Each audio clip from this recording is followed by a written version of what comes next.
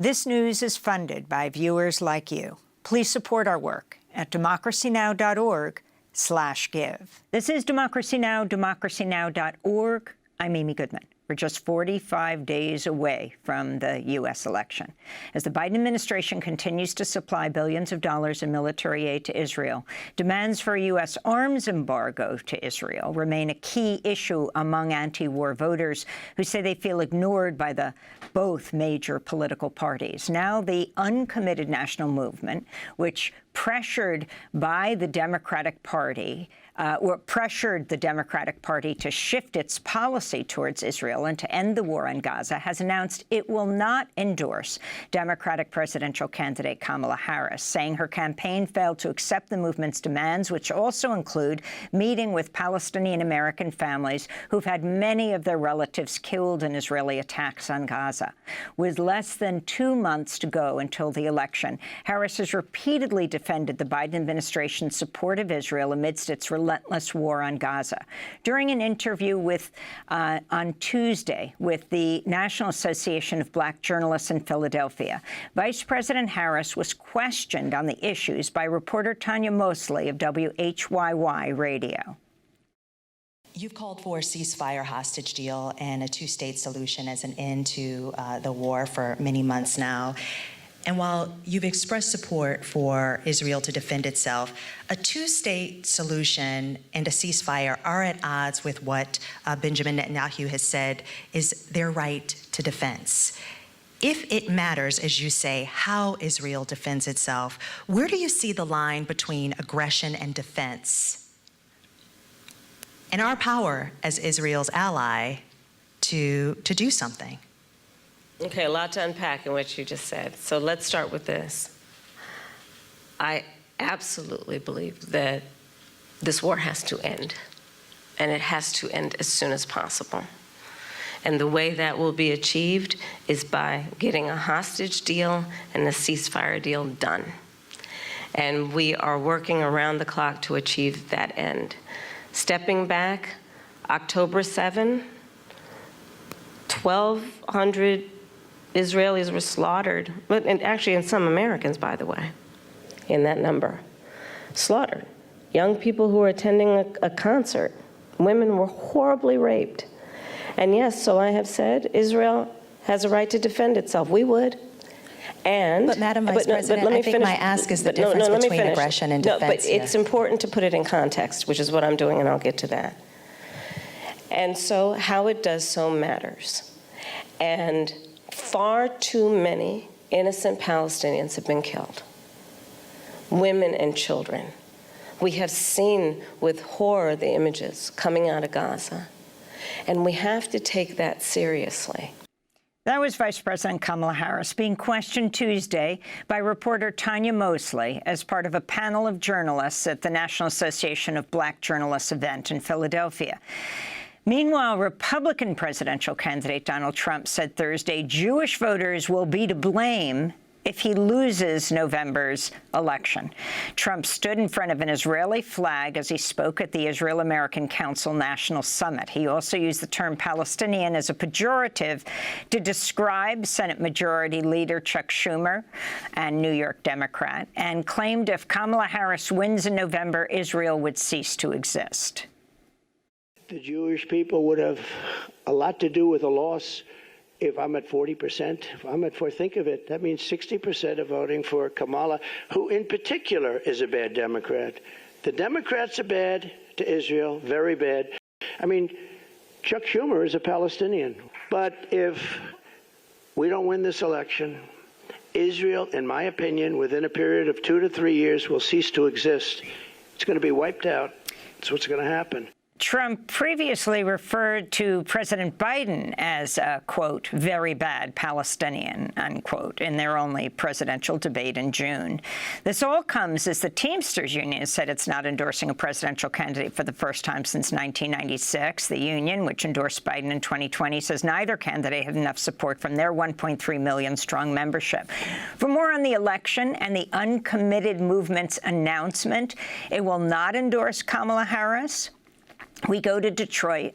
We go to Michigan, where we're joined by Lexis Zeidan, co-founder and co-chair of the Uncommitted National Movement. Welcome to Democracy Now! Can you explain the statement that you put out yesterday, Lexis? Yeah, hi, Amy. Thank you so much for having me on the show. As many know, Uncommitted put out a statement yesterday where we announced we will not be endorsing Democratic presidential candidate Kamala Harris. And in that same statement, we had announced that we are vehemently opposing Donald Trump and that we do not recommend a third-party vote. And to put it into a little bit of context, we have been working for months where we started in Michigan, 1.5 million voter contacts, mobilized over 101,000 people to go to the polls and vote uncommitted as a protest vote against Biden and the administration and their ongoing support for Israel as it relates to the occupation and killing of Palestinians. And what we offered to VP Harris is that if Vice President Kamala Harris is able to do two things, either change policy as it relates to current U.S. policy that backs bombs, or simply does the thing of ensuring and upholding current international and human rights laws as it relates to the way that Israel is violating war crimes, that we would do we would repeat what we did in Michigan to mobilize our base to go to the polls and vote for her come November. It was an offer we put on the table that was declined by Vice President Kamala Harris and her campaign team.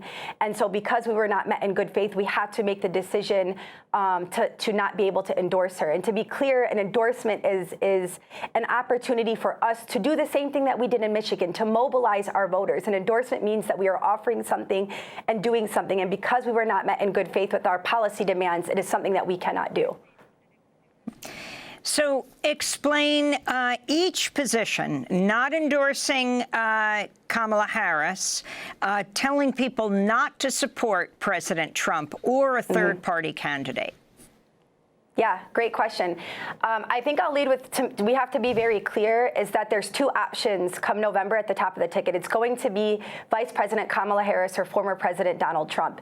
So keeping that context in mind, we had to make a decision of what that means to grow the power that we've already built within our anti-war organizing movement. And so for us, and like I said, an endorsement is meaning that we will mobilize voters to go to the polls and vote for VP Harris. That has to come with policy change, and no policy change came, so it's a decision we had to make to not endorse her. Donald Trump, we have to be very clear, is a direct threat to our society, our civil liberties here and Palestinians back home.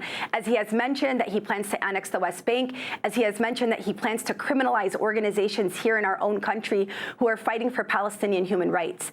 And then to the third point of not recommending a third-party vote, we know that unfortunately a third-party vote is not viable in this broken electoral system. And so inadvertently a third-party vote would support a Donald Trump victory. And so knowing all this context, we believe that our power lies within our movement, that our power lies within our people, that our power lies in continuing to grow the anti-war organizing movement that we have to truly pressure the Democratic coalition or the Democratic administration to change policy as it relates to its current U.S. policy of backing bombs. Speaking of third parties, this month the Council on American Islamic Relations, CAIR, published a follow-up poll that shows Green Party presidential candidate Jill Stein ahead of Kamala Harris among Muslim voters in the key swing states of Michigan, Arizona, and Wisconsin. So can you talk about the significance of what this means of not endorsing Kamala Harris? Yeah, I mean, I think we have to recognize that a lot of people, especially people within the Arab and Muslim community, you know, as VP Harris put it in her speech, we got to put things into context. And the context here is that these communities are communities that are suffering. They are communities that are grieving. And the idea of people going and asking them who you are voting for come November, we've said this repeatedly, is like asking them that question at a funeral. And so we have to keep in context how people are grieving, feeling emotionally. The very same people who came out in 2020 and mobilized very well for Biden, who feels very betrayed by this administration. And so we believe as a movement that it's our responsibility to do three things right in this very moment. Is one, educate voters across the country, including Arab and Muslim voters, provide them with voter education on the dangers of Donald Trump. Two, recognize that the genocide is still happening, that we cannot wait till January to shift policy, and that we have to continue to pressure the Biden-Harris administration to change policy immediately to save as many Palestinian lives as possible possible. And the third thing is to continue to grow our anti-war organizing power with democratic coalitions across the country. We have to recognize that our power has impacted elected officials speaking up for Palestine as well, from school board members all the way up to congressional leaders that are talking openly about why we need to change our U.S. foreign policy as it relates to backing bombs.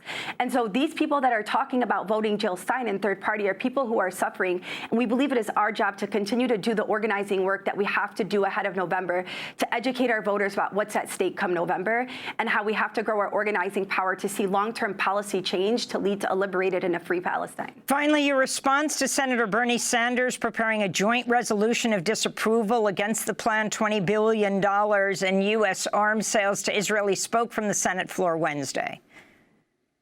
Netanyahu's policies have trampled on international law, made life unlivable in Gaza, and created one of the worst humanitarian disasters in modern history. The simple fact is that we must end our complicity in Israel's illegal and indiscriminate military campaign, which has caused mass civilian death and suffering.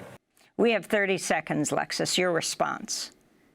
Yeah, I mean, he highlighted it perfectly, is that we are aiding and abetting and indiscriminately killing civilians. And it goes to the point of what we've been explaining in this movement and what we've been trying to get VP Harris and the administration to move on. A sentiment that actually resonates with the majority of Democrats, 77% of Democrats, 61% of Americans, that oppose weapons aids to Israel. When we look at our international law and our U.S. law as it relates to violation of war crimes, this is something we should not be funding. So we're asking is not outrageous. We're making a very simple request to follow international law and do what's right and create an opportunity to de-escalate what's happening in the region and to really make sure that we're valuing Palestinian lives as much as any other lives. Lexis Zeidan, I want to thank you for being with us, co-founder and co-chair of the Uncommitted National Movement, speaking to us from Detroit, Michigan. Democracy Now! Is funded by viewers like you. Please give today at democracynow.org/give.